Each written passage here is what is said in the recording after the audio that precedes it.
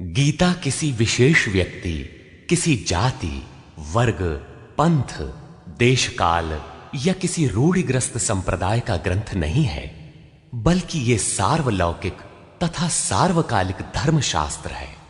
ये प्रत्येक देश, प्रत्येक जाति, प्रत्येक आयु के, प्रत्येक स्त्री पुरुष के लिए, सबके लिए है।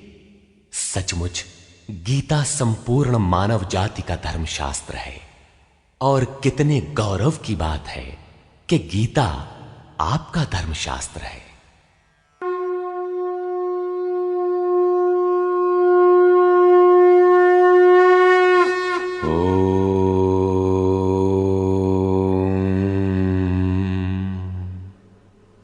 श्री परमात्मने नमः। यथार्थ गीता, श्रीमद् भगवत गीता, अथ चतुर्थोध्याय। अध्याय 3 में योगेश्वर श्री कृष्ण ने आश्वस्त किया था कि दोष दृष्टि से रहित होकर जो भी मानव श्रद्धा युक्त हो मेरे मत के अनुसार चलेगा, वो कर्मों के बंधन से भली प्रकार छूट जाएगा। कर्म बंधन से मुक्ति दिलाने की क्षमता योग, ज्ञान योग या कर्म योग दोनों में है। योग में ही युद्ध संचार निहित है। प्रस्तुत अध्याय में वे बताते हैं कि इस योग का प्रणेता कौन है, इसका क्रमिक विकास कैसे होता है। श्री भगवान वाच।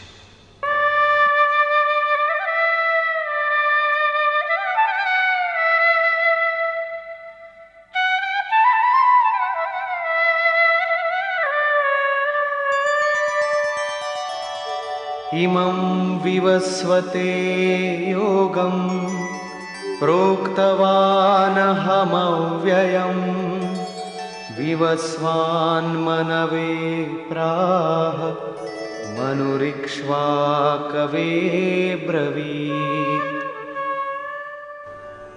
अर्जुन, मैंने इस अविनाशी योग को कल्प के आदि में विवस्वान अर्थात सूर्य के प्रति कहा। विवस्वान ने मनु से और मनु ने इक्ष्वाकु से कहा। किसने कहा? मैंने। श्री कृष्ण कौन थे? एक योगी, तत्व स्थित महापुरुष ही इस अविनाशी योग को कल्प के आरंभ में अर्थात भजन के आरंभ में विवस्वान अर्थात जो विवश हैं ऐसे प्राणियों से कहता है, सुरा में संचार कर देता है। यहां सूर्य एक प्रतीक है, क्योंकि सुरा में ही वो परम प्रकाश स्वरूप है और वहीं उसके पाने का विधान है। वास्तविक प्रकाशदाता अर्थात सूर्य वहीं है। ये योग अविनाशी है। योगेश्वर श्री कृष्ण ने कहा था कि इसमें आरंभ का नाश नहीं होता। इस योग का आरंभ भर कर दें तो ये पूर्णत्व दिलाकर ही शांत होता है। शरीर का कल्प औषधियों द्वारा होता है, किंतु आत्मा का भजन से होता है। भजन का आरंभ ही आत्मकल्प का आदि है। ये साधन भजन भी किसी महापुरुष की ही देन है। मोह निशा में अचेत आदिम मानव, जिसमें भजन का कोई संस्कार नहीं है, योग के विषय में जिसने कभी सोचा तक नहीं, ऐसा मनुष्य किसी महापुरुष को देखता है तो उनके दर्शन मात्र से, उनकी वाणी से, टूटी फूटी सेवा और सानिध्य से योग के संस्कार उसमें संचारित हो जाते हैं। गोस्वामी तुलसीदास जी इसी को कहते हैं, जे चितिये प्रभु जिन्ह प्रभु हेरे, ते सब भये परम पद जोगु। योगेश्वर श्री कृष्ण कहते हैं कि ये योग मैंने आरंभ में सूर्य से कहा। चक्षोः सूर्यो अजायत। महापुरुष के दृष्टि निक्षेप मात्र से योग के संस्कार सुरा में प्रसारित हो जाते हैं। स्वयं प्रकाश, स्ववश परमेश्वर का निवास सबके हृदय में है।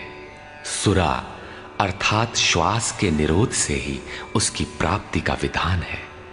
सुरा में संस्कारों का सृजन ही सूर्य के प्रति कहना है। समय आने पर यह संस्कार मन में स्फुरित होगा। यही सूर्य का मन से कहना है। मन में स्फुरित होने पर महापुरुष के उस वाक्य के प्रति इच्छा जागृत हो जाएगी। यदि मन में कोई बात है तो उसे पाने की इच्छा अवश्य होगी। यही मनु का इक्ष्वाकु से कहना है।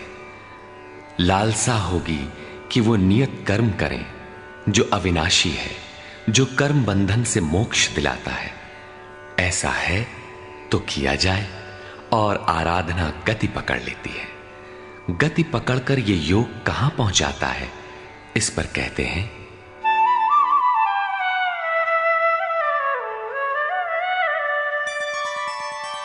एवं परंपरा प्राप्तम् इमं राजर्षयो विदुः सकाले नेह महता योगो नष्टः परन्तप।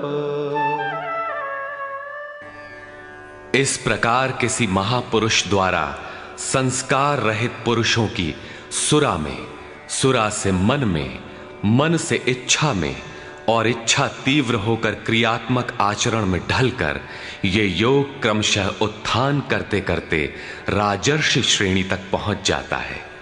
उस अवस्था में जाकर विदित होता है। इस स्तर के साधक में रिद्धियों सिद्धियों का संचार होता है। वो योग इस महत्वपूर्ण काल में इसी लोक अर्थात शरीर में प्रायः नष्ट हो जाता है। इस सीमा रेखा को कैसे पार किया जाए? क्या इस विशेष स्थल पर पहुंचकर सभी नष्ट हो जाते हैं? श्री कृष्ण कहते हैं, नहीं, जो मेरा आश्रित है, मेरा प्रिय भक्त है, अनन्य सखा है, वो नष्ट नहीं होता।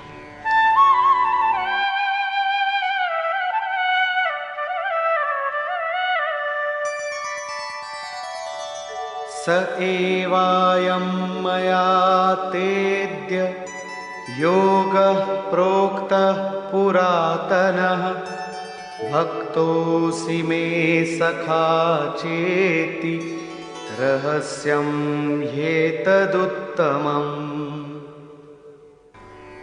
वो ही ये पुरातन योग अब मैंने तेरे लिए वर्णन किया है, क्योंकि तू मेरा भक्त और सखा है और ये योग उत्तम रहस्यपूर्ण है।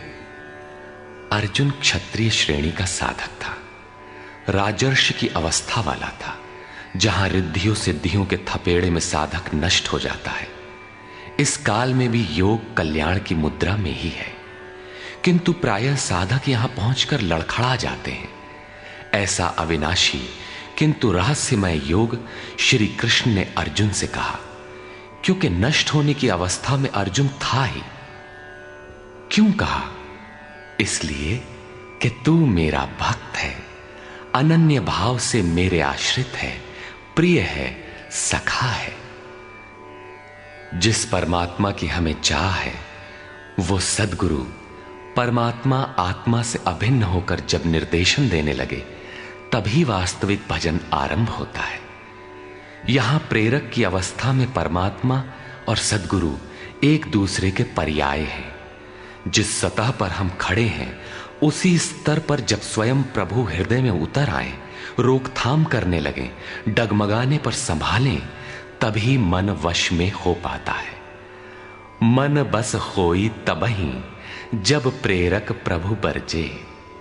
जब तक इष्ट देव रथी होकर आत्मा से अभिन्न होकर प्रेरक के रूप में खड़े नहीं हो जाते, तब तक सही मात्रा में इस पथ में प्रवेश ही नहीं होता। वो साधक प्रत्याशी अवश्य है, लेकिन भजन उसके पास कहां? पूज्य गुरुदेव भगवान कहा करते थे, हो हम कई बार नष्ट होते होते बच गए, भगवान ने ही बचा लिया। भगवान ने ऐसे समझाया, ये कहा। हमने पूछा, महाराज जी, क्या भगवान भी बोलते हैं, बातचीत करते हैं? बोले, हां, हो, भगवान ऐसे बतियावत हैं जैसे हम तुम बतियाई, घंटों बतियाई और क्रम न टूटे। हमें उदासी हुई और आश्चर्य भी कि भगवान कैसे बोलते होंगे, ये तो बड़ी नई बात है। कुछ देर बाद महाराज जी बोले, काहे घबराता है, तो हूं से बतियाई हैं। अक्षरशः सत्य था उनका कथन, और यही सख्य भाव है। सखा की तरह वे निराकरण करते रहें, तभी इस नष्ट होने वाली स्थिति से साधक पार हो पाता है। अभी तक योगेश्वर श्री कृष्ण ने किसी महापुरुष द्वारा योग के आरंभ, इसमें आने वाले व्यवधान, उससे पार पाने का रास्ता बताया। इस पर अर्जुन ने प्रश्न किया। अर्जुन उवाच,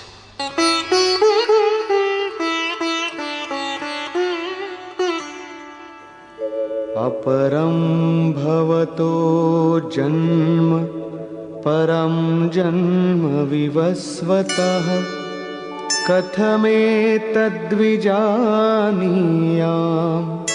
त्वमादौ प्रोक्तवानिति। भगवान, आपका जन्म तो अपरम अब हुआ है, और मेरे अंदर सुरा का संचार बहुत पुराना है, तो मैं कैसे मान लूं कि इस योग को भजन के आदि में आपने ही कहा था। इस पर योगेश्वर श्री कृष्ण महाराज बोले। श्री भगवान वाच,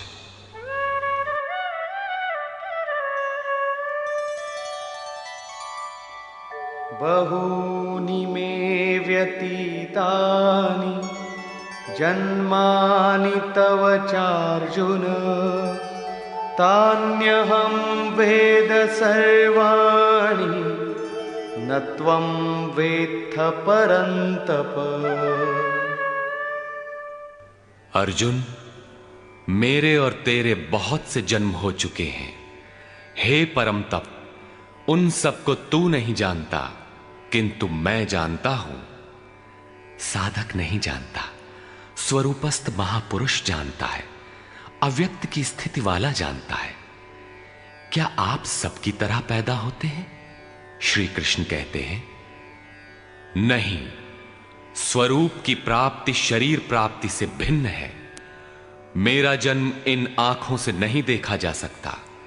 मैं अजन्मा, अव्यक्त, शाश्वत होते हुए भी शरीर के आधार वाला हूं। अवधू जीवत में कर आशा, मुए मुक्ति गुरु कहे स्वार्थी, झूठा दे विश्वासा। शरीर के रहते ही उस परम तत्व में प्रवेश पाया जाता है। लेश मात्र भी कमी है तो जन्म लेना पड़ता है। अभी तक अर्जुन श्री कृष्ण को अपने समान देहधारी समझता है। वो अंतरंग प्रश्न रखता है, क्या आपका जन्म वैसा ही है जैसा सबका है? क्या आप भी शरीरों की तरह पैदा होते हैं? श्री कृष्ण कहते हैं,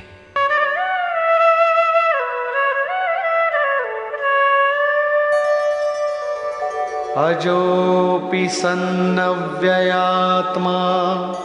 भूतानामीश्वरोऽपि सन् प्रकृतिं स्वामधिष्ठाय संभवाम्यात्ममायया।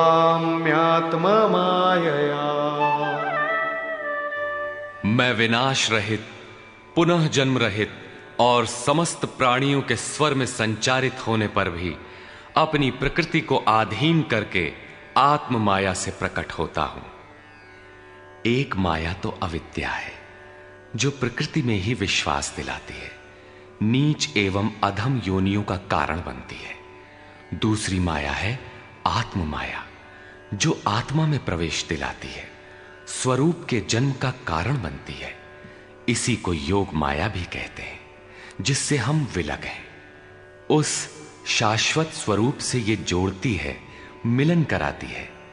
उस आत्मिक प्रक्रिया द्वारा मैं अपनी त्रिगुणमयी प्रकृति को अधीन करके ही प्रकट होता हूं। प्रायः लोग कहते हैं कि भगवान का अवतार होगा तो दर्शन कर लेंगे। श्री कृष्ण कहते हैं कि ऐसा कुछ नहीं होता कि कोई दूसरा देख सके। स्वरूप का जन्म पिंड रूप में नहीं होता।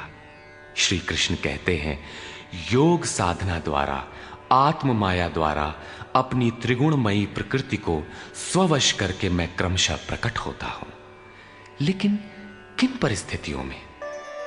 यदा यदा हि धर्मस्य ग्लानिर्भवति भारत अभ्युत्थानमधर्मस्य तदात्मानं सृजाम्यहम्।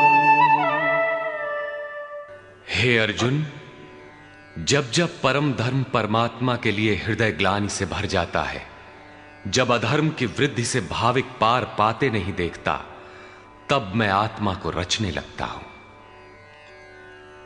जब आपका हृदय अनुराग से पूरित हो जाए, उस शाश्वत धर्म के लिए गदगद गिरा नयन बह नीरा की स्थिति आ जाए, जब प्रयत्न करके भी अनुरागी अधर्म का पार नहीं पाता, ऐसी परिस्थिति में मैं अपने स्वरूप को रचता हूं। अर्थात भगवान का आविर्भाव केवल अनुरागी के लिए है और यह अवतार किसी भाग्यवान साधक के अंतराल में होता है। आप प्रकट होकर करते क्या हैं? परित्राणाय साधूनां विनाशाय च दुष्कृतां धर्म संस्थापनार्थाय संभवामि युगे युगे। अर्जुन, साधूनां परित्राणाय परम साध्य एकमात्र परमात्मा है, जिसे साध लेने पर कुछ भी साधना शेष नहीं रह जाती।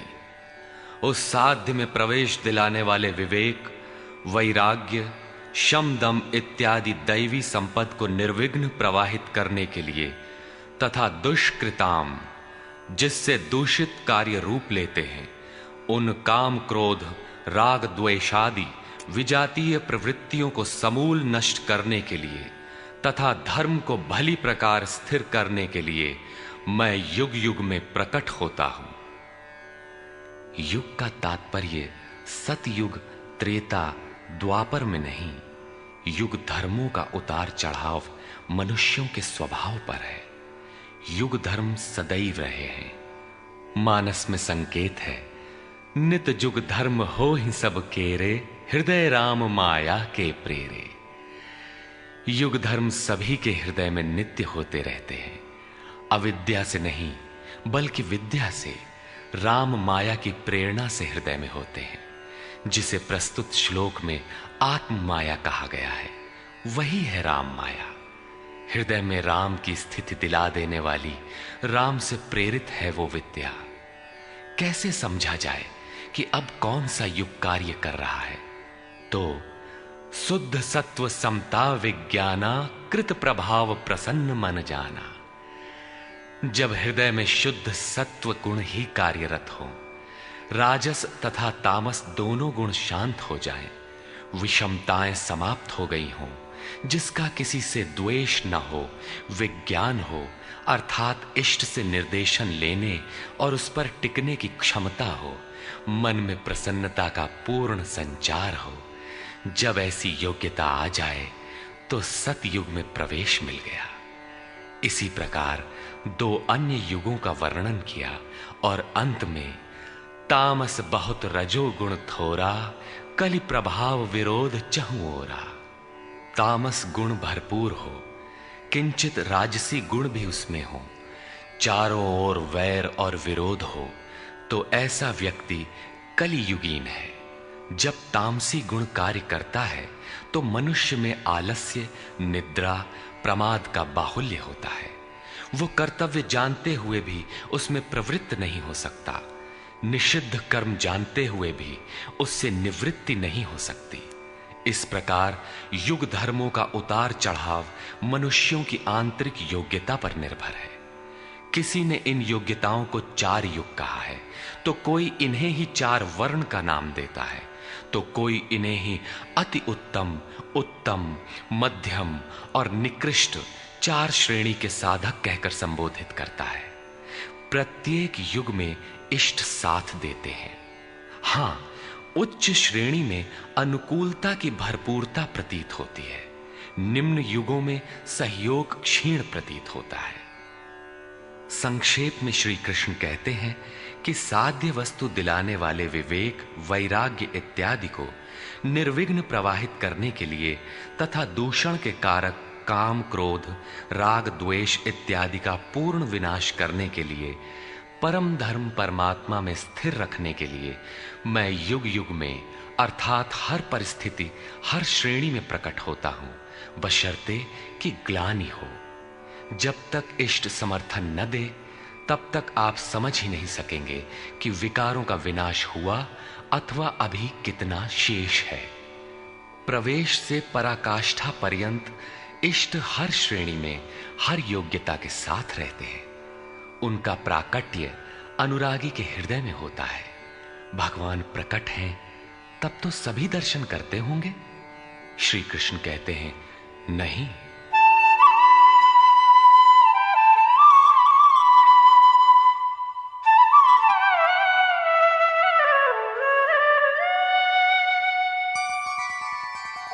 जन्म कर्म च मे दिव्यम् एवं यो वेत्ति तत्त्वतः त्यक्त्वा देहं पुनर्जन्म नैति मामेति सोऽर्जुन। अर्जुन, मेरा वो जन्म अर्थात ग्लानि के साथ स्वरूप की रचना तथा मेरा कर्म अर्थात दुष्कृतियों के कारणों का विनाश, साध्य वस्तु को दिलाने वाली क्षमताओं का निर्दोष संचार, धर्म की स्थिरता, ये कर्म और जन्म दिव्य अर्थात अलौकिक है, लौकिक नहीं है। इन चर्म चक्षुओं से उसे देखा नहीं जा सकता, मन बुद्धि से उसे मापा नहीं जा सकता। जब इतना गूढ़ है तो उसे देखता कौन है? केवल यो वेत्ति तत्वतः, केवल तत्वदर्शी ही मेरे इस जन्म और कर्म को देखता है और मेरा साक्षात करके वो पुनर्जन्म को नहीं प्राप्त होता बल्कि मुझे प्राप्त होता है। जब तत्वदर्शी ही भगवान के जन्म और कार्य को देख पाता है तो लोग लाखों की संख्या में भीड़ लगाए क्यों खड़े हैं कि कहीं अवतार होगा तो दर्शन करेंगे? क्या आप तत्वदर्शी हैं? महात्मा वेश में आज भी विविध तरीके से, मुख्यतः महात्मा वेश की आड़ में बहुत से लोग प्रचार करते फिरते हैं कि वे अवतार हैं, या उनके दलाल प्रचार कर देते हैं। लोग भेड़ की तरह अवतार को देखने टूट पड़ते हैं। किंतु श्री कृष्ण कहते हैं कि केवल तत्वदर्शी ही देख पाता है। अब तत्वदर्शी किसे कहते हैं? अध्याय 2 में सत असत का निर्णय देते हुए योगेश्वर श्री कृष्ण ने बताया था कि अर्जुन, असत वस्तु का अस्तित्व नहीं है और सत का तीनों कालों में कभी अभाव नहीं है। तो क्या आप ऐसा कहते हैं? बताया उन्होंने, नहीं, तत्वदर्शियों ने इसे देखा। न किसी भाषाविद ने देखा, न किसी समृद्धिशाली ने देखा। यहां पुनः बल देते हैं कि मेरा आविर्भाव तो होता है लेकिन उसे तत्वदर्शी ही देख पाता है। तत्वदर्शी एक प्रश्न है। ऐसा कुछ नहीं कि 5 तत्व हैं, 25 तत्व हैं, इनकी गणना सीख ली और हो गए तत्वदर्शी। श्री कृष्ण ने आगे बताया कि आत्मा ही परम तत्व है। आत्मा परम से संयुक्त होकर परमात्मा हो जाता है। आत्म साक्षात्कार करने वाला ही इस आविर्भाव को समझ पाता है। सिद्ध है कि अवतार किसी विरही अनुरागी के हृदय में होता है। आरंभ में उसे वो समझ नहीं पाता कि हमें कौन संकेत देता है, कौन मार्गदर्शन करता है, किंतु परम तत्व परमात्मा के दर्शन के साथ ही वो देख पाता है, समझ पाता है और फिर शरीर को त्याग कर पुनर्जन्म को प्राप्त नहीं होता। श्री कृष्ण ने कहा कि मेरा जन्म दिव्य है, इसे देखने वाला मुझे प्राप्त होता है। तो लोगों ने उनकी मूर्ति बना ली, पूजा करने लगे, आकाश में कहीं उनके निवास की कल्पना कर ली। ऐसा कुछ नहीं है। उन महापुरुषों का आशय केवल इतना था कि यदि आप निर्धारित कर्म करें तो पाएंगे कि आप भी दिव्य हैं। आप जो हो सकते हैं वो मैं हो गया हूं। मैं आपकी संभावना हूं, आपका ही भविष्य हूं। अपने भीतर आप जिस दिन ऐसी पूर्णता पा लेंगे तो आप भी वही होंगे जो श्री कृष्ण है। जो श्री कृष्ण का स्वरूप है वही आपका भी हो सकता है। अवतार कहीं बाहर नहीं होता। हां, यदि अनुराग पूरित हृदय हो तो आपके भीतर भी अवतार की अनुभूति संभव है। वे आपको प्रोत्साहित करते हैं कि बहुत से लोग इस मार्ग पर चलकर मेरे स्वरूप को प्राप्त कर चुके हैं।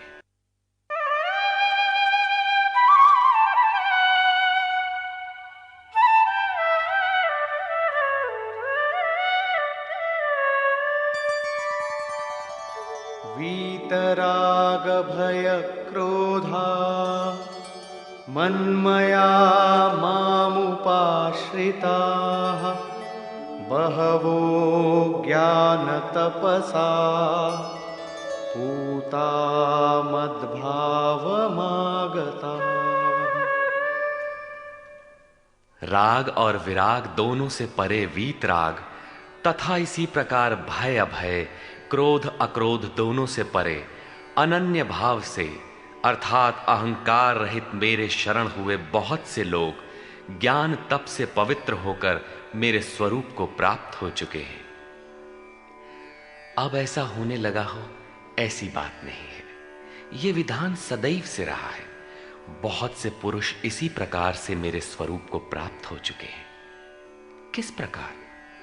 जिन जिन का हृदय अधर्म की वृद्धि देखकर परमात्मा के लिए ग्लानि से भर गया, उस स्थिति में मैं अपने स्वरूप को रचता हूं। वे मेरे स्वरूप को प्राप्त होते हैं, जिसे योगेश्वर श्री कृष्ण ने तत्व दर्शन कहा था, उसे ही अब ज्ञान कहते हैं। परम तत्व है परमात्मा। उसे प्रत्यक्ष दर्शन के साथ जानना ज्ञान है।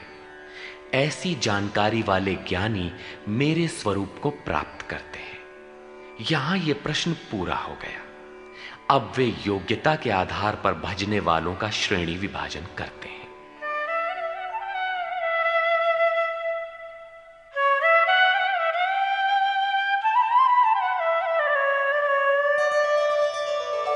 ये यथा मां प्रपद्यन्ते तांस्तथैव भजाम्यहम् मम वर्त्मानुवर्तन्ते मनुष्याः पार्थ सर्वशः। पार्थ, जो मुझे जितनी लगन से जैसा भजते हैं, मैं भी उनको वैसा ही भजता हूं, उतनी ही मात्रा में सहयोग देता हूं। साधक की श्रद्धा ही कृपा बनकर उसे मिलती है। इस रहस्य को जानकर सुधीजन संपूर्ण भाव से मेरे मार्ग के अनुसार ही बरतते हैं। जैसा मैं बरतता हूं, जो मुझे प्रिय है वैसा ही आचरण करते हैं। जो मैं कराना चाहता हूं वही करते हैं। भगवान कैसे भजते हैं? वे रथी बनकर खड़े हो जाते हैं, साथ चलने लगते हैं। यही उनका भजना है। दूषित जिनसे पैदा होते हैं उनका विनाश करने के लिए वे खड़े हो जाते हैं। सत्य में प्रवेश दिलाने वाले सद्गुणों का परित्राण करने के लिए वे खड़े हो जाते हैं। जब तक इष्ट देव हृदय से पूर्णता रथी न हो और हर कदम पर सावधान न करें, तब तक कोई कैसा ही भजनानंदी क्यों ना हो, लाख आंख मूंदे, लाख प्रयत्न करे, वो इस प्रकृति के द्वंद्व से पार नहीं हो सकता।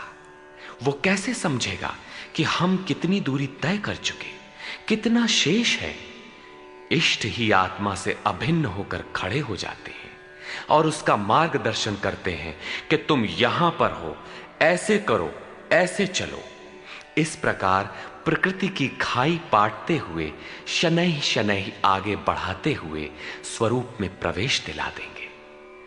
भजन तो साधक को ही करना पड़ता है, किंतु उसके द्वारा इस पथ में जो दूरी तय होती है वो इष्ट की देन है। ऐसा जानकर सभी मनुष्य सर्वतोभावेन मेरा अनुसरण करते हैं। किस प्रकार वे बरतते हैं?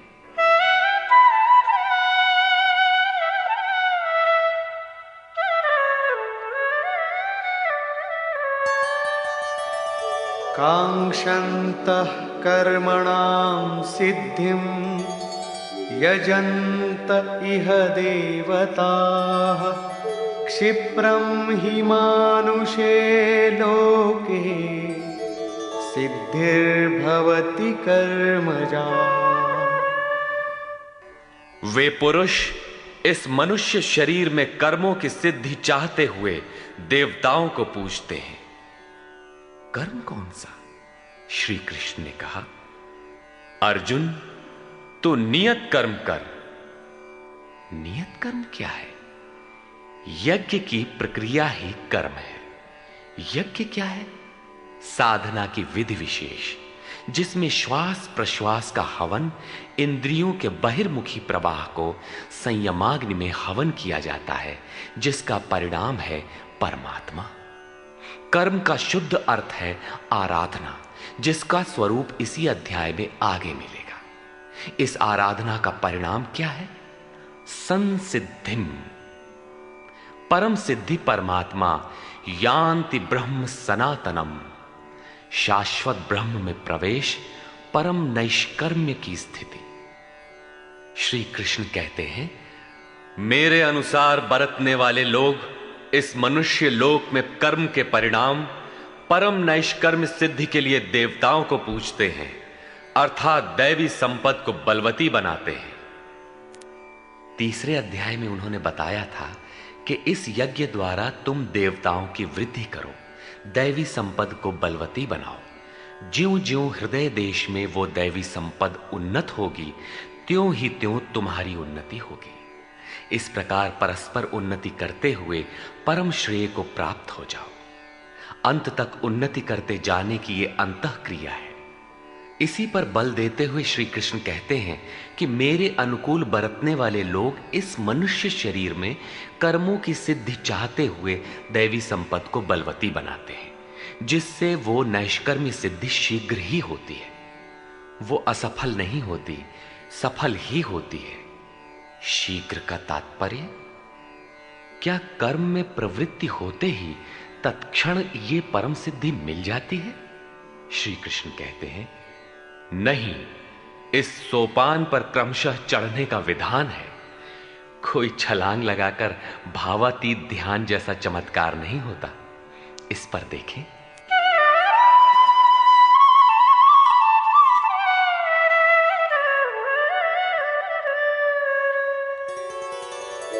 चातुर्वर्ण्यं मया सृष्टं गुणकर्म विभागशः तस्य कर्तारमपि मां विद्य कर्तारमव्ययम्।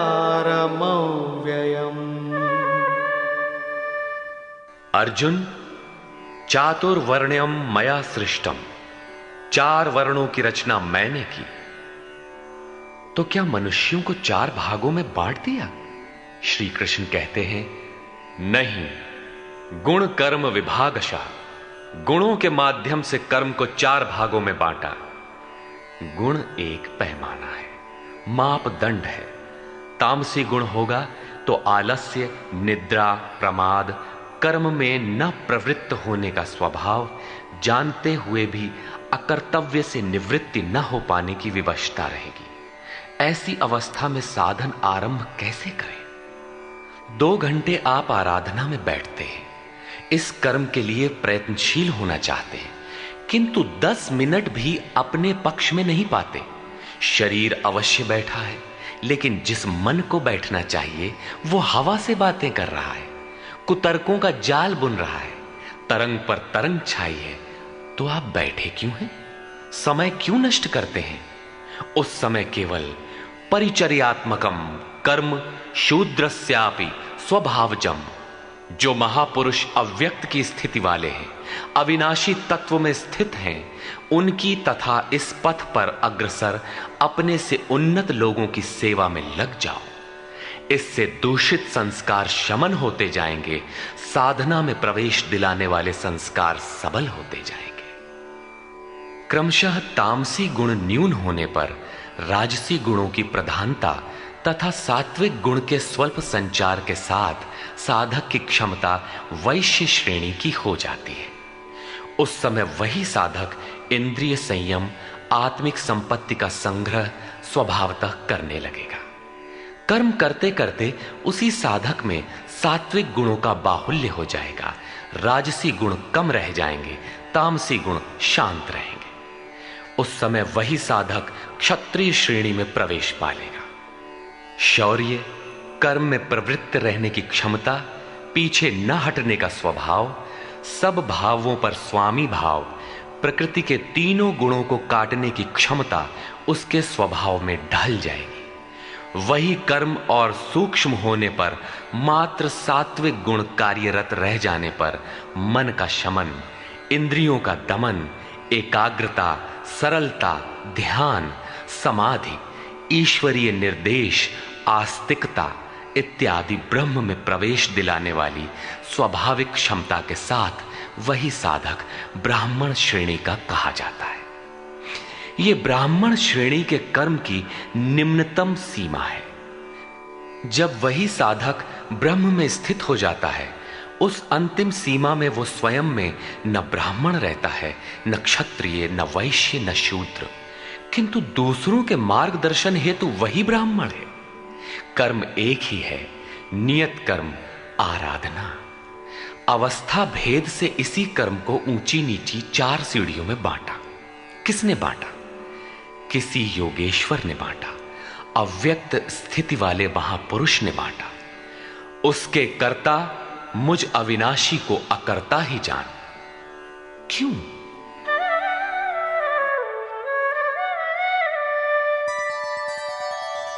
न मां कर्माणि लिम्पन्ति न मे कर्मफले स्पृहा इति मां योऽभिजानाति कर्मभिर्न स बध्यते। क्योंकि कर्मों के फल में मेरी स्पृहा नहीं है। कर्मों का फल क्या है? श्री कृष्ण ने पीछे बताया था कि यज्ञ जिससे पूरा होता है उस क्रिया का नाम कर्म है, और पूर्ति काल में यज्ञ जिसकी रचना करता है उस ज्ञानामृत को पान करने वाला शाश्वत सनातन ब्रह्म में प्रवेश पा लेता है। कर्म का परिणाम है परमात्मा। उस परमात्मा की चाह भी अब मुझे नहीं है, क्योंकि वो मुझसे भिन्न नहीं है। मैं अव्यक्त स्वरूप हूं, उसी की स्थिति वाला हूं। अब आगे कोई सत्ता नहीं जिसके लिए इस कार्य पर स्नेह रखूं। इसलिए कर्म मुझे लिपायमान नहीं करते, और इसी स्तर से जो भी मुझे जानता है, अर्थात जो कर्मों के परिणाम परमात्मा को प्राप्त कर लेता है, उसे भी कर्म नहीं बांधते। जैसे श्री कृष्ण, वैसे उस स्तर से जानने वाला महापुरुष।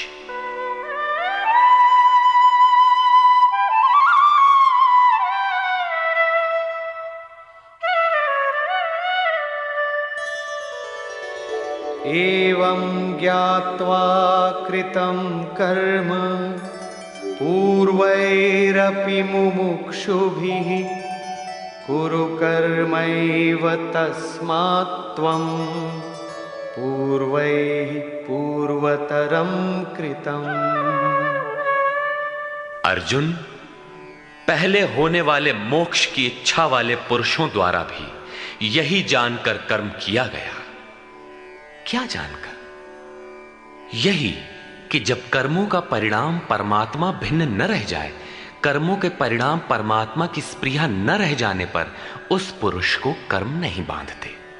श्री कृष्ण इसी स्थिति वाले हैं, इसलिए वे कर्म से लिपायमान नहीं होते, और उसी स्तर से हम जान लेंगे तो हमें भी कर्म नहीं बांधेगा। जैसा श्री कृष्ण, ठीक उसी स्तर से जो भी जान लेगा, वैसा ही वो पुरुष भी कर्म बंधन से मुक्त हो जाएगा।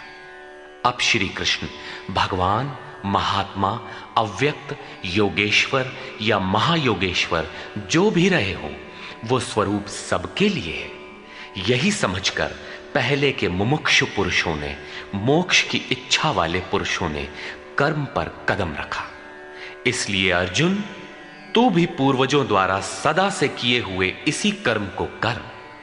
यही कल्याण का एकमात्र मार्ग है। अभी तक योगेश्वर श्री कृष्ण ने कर्म करने पर बल दिया, किंतु यह स्पष्ट नहीं किया कि कर्म क्या है। अध्याय 2 में उन्होंने कर्म का नाम मात्र लिया कि अब इसी को तू निष्काम कर्म के विषय में सुन। उसकी विशेषताओं का वर्णन किया कि यह जन्म मरण के महान भय से रक्षा करता है। कर्म करते समय सावधानी का वर्णन किया, लेकिन यह नहीं बताया कि कर्म क्या है। अध्याय 3 में उन्होंने कहा कि ज्ञान मार्ग अच्छा लगे या निष्काम कर्म योग, कर्म तो करना ही पड़ेगा।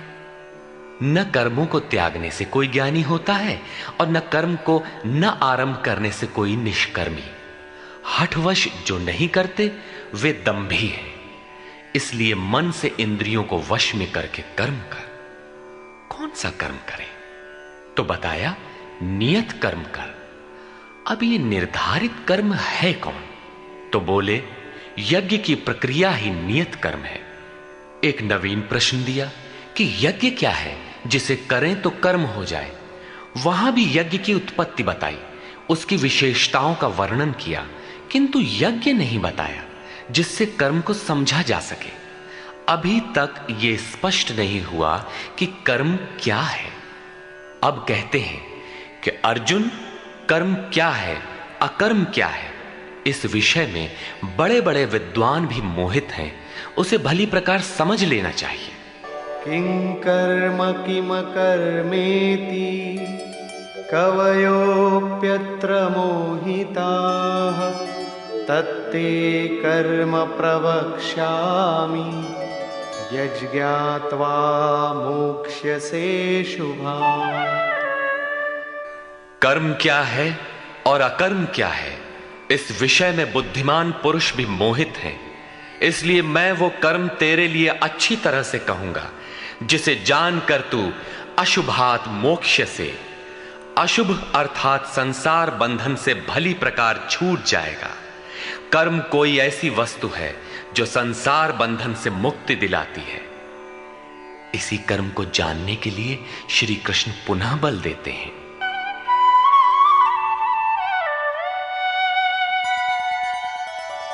कर्मणो ह्यपि बोद्धव्यं च विकर्मणः अकर्मणश्च बोद्धव्यं गहना कर्मणो गतिः। कर्म का स्वरूप भी जानना चाहिए, अकर्म का स्वरूप भी समझना चाहिए, और विकर्म अर्थात विकल्प शून्य विशेष कर्म जो आप्त पुरुषों द्वारा होता है उसे भी जानना चाहिए, क्योंकि कर्म की गति गहन है। कतिपय लोगों ने विकर्म का अर्थ निषिद्ध कर्म, मन लगाकर किया गया कर्म इत्यादि किया है। वस्तुतः यहां वि उपसर्ग विशिष्टता का द्योतक है। प्राप्ति के पश्चात महापुरुषों के कर्म विकल्प शून्य होते हैं। आत्मस्थित, आत्मतृप्त, आत्मकाम महापुरुषों को न तो कर्म करने से कोई लाभ है और न छोड़ने से कोई हानि ही है। फिर भी वे पीछे वालों के हित के लिए कर्म करते हैं। ऐसा कर्म विकल्प शून्य है, विशुद्ध है, और यही कर्म विकर्म कहलाता है। उदाहरणार्थ, गीता में जहां भी किसी कार्य में वि उपसर्ग लगा है उसकी विशेषता का द्योतक है, निष्कृष्टता का नहीं।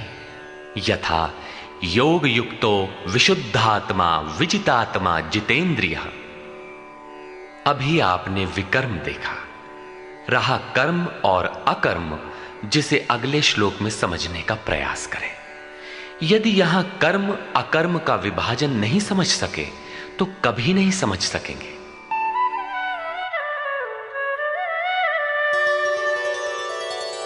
कर्मण्यकर्म यः पश्येत् अकर्मणि च कर्म यः स बुद्धिमान् मनुष्येषु स युक्तः कृत्स्न कर्म कृत्। जो पुरुष कर्म में अकर्म देखे, कर्म माने आराधना अर्थात आराधना करे, और यह भी समझे कि करने वाला मैं नहीं हूं बल्कि गुणों की अवस्था ही चिंतन में हमें नियुक्त करता है, मैं इष्ट द्वारा संचालित हूं, ऐसा देखे और जब इस प्रकार अकर्म देखने की क्षमता आ जाए और धारावाहिक रूप से कर्म होता रहे, तभी समझना चाहिए कि कर्म सही दिशा में हो रहा है। वही पुरुष मनुष्यों में बुद्धिमान है, मनुष्यों में योगी है, योग से युक्त बुद्धि वाला है और संपूर्ण कर्मों का करने वाला है। उसके द्वारा कर्म करने में लेश मात्र भी त्रुटि नहीं रह जाती। कर्म का अर्थ है भजन, कर्म का अर्थ है योग साधना को भली प्रकार संपादित करना, जिसका विशद वर्णन इसी अध्याय में आगे आ रहा है। यहां कर्म और अकर्म का केवल विभाजन किया गया, जिससे कर्म करते समय उसे सही दिशा दी जा सके और उस पर चला जा सके।